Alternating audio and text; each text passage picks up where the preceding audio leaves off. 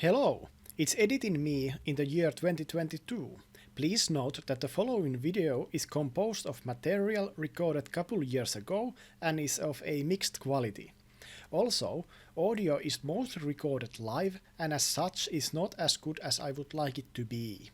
In later material for other videos, I decided to do scripted voiceover in the editing phase. Over to the 2020s me. Hi and welcome all! In this video we will be taking a look at a homemade combat belt mainly intended to be used in two purposes. One as a part of the webgear and two as a part of the uniform. This video has two sections. In the first section we will take a look at the belt as a finished product. In the second section we shall see how exactly I made it. About the nomenclature, this is Belt Combat Experimental Model 1 or XM1. Please note that this belt is in size M. This affects the length of the belt. Now, the belt is almost as simple as possible in its construction. It has two parts.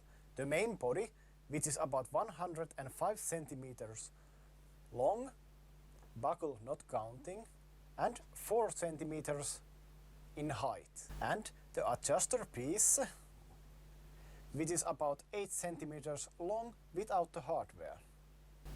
Design is meant to not only be simple, but also robust and utilitarian in its construction.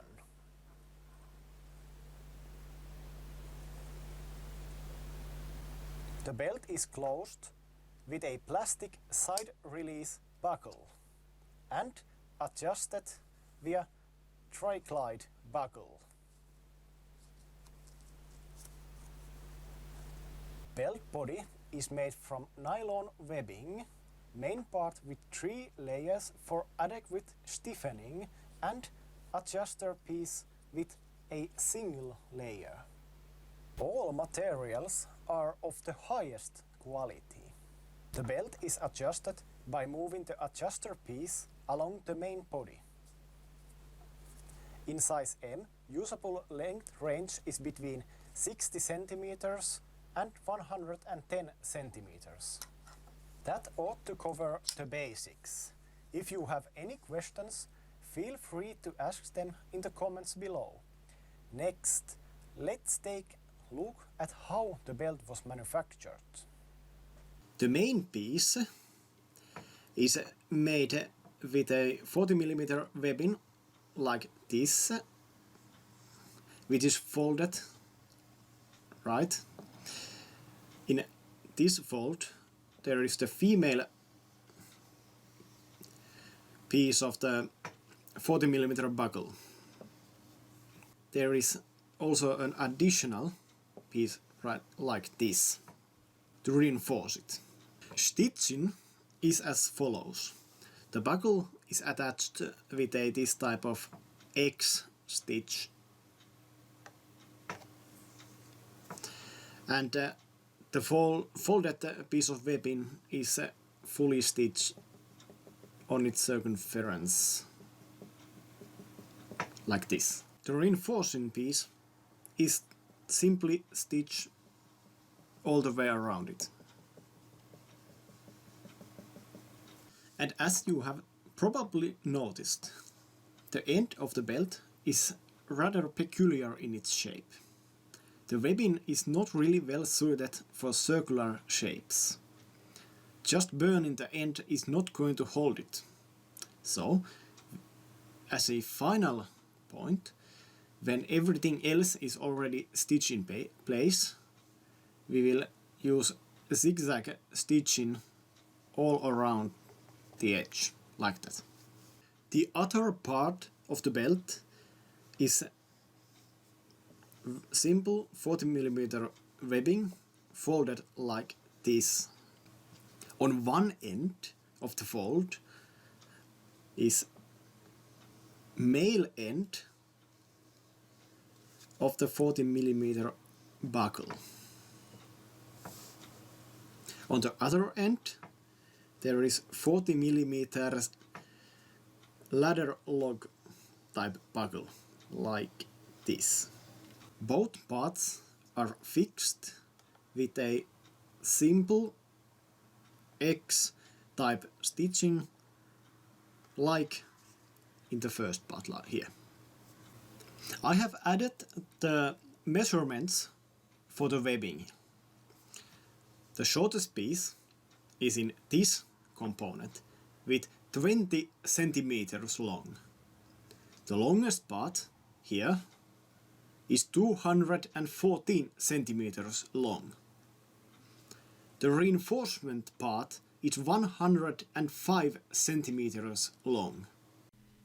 The belt requires following materials: 3.4 meters of 40 mm webbing, 40 mm ladder lock buckle, a 40 mm side release buckle like this.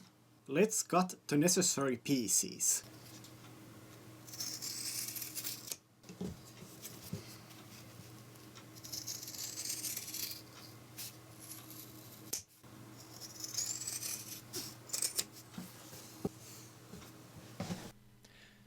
We begin the sewing process by attaching the female part of the side release buckle to the main part of the belt.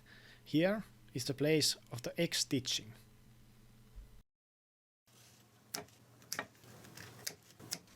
To prevent the webbing from fraying, we must melt the edges of the webbing. Now we will attach the reinforcing piece to the main body of the belt. After sewing the main body together, we will take a look at the adjuster piece. Firstly, one end of the webbing is put through the first slot in the buckle, like this, and the other end from here. Buckle goes from the one slot, not from the middle, but from the one end. Then we do the X stitch that holds the adjuster piece together. Good looking, very nice. Slight gap here, but it really doesn't matter in this purpose. And finally, we will finish the main belt piece off by rounding the end with scissors, melting it and sewing a zigzag stitching onto it.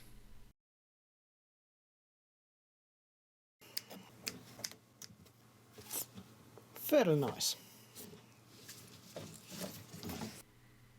I think that the finished product is of a good quality and well suited for that purpose. After I complete the whole webgear system, we will take a look in detail how to use the belt in various ways. To be honest, I have made couple versions of set gear, however I am not satisfied with them and will do a new system in the near future.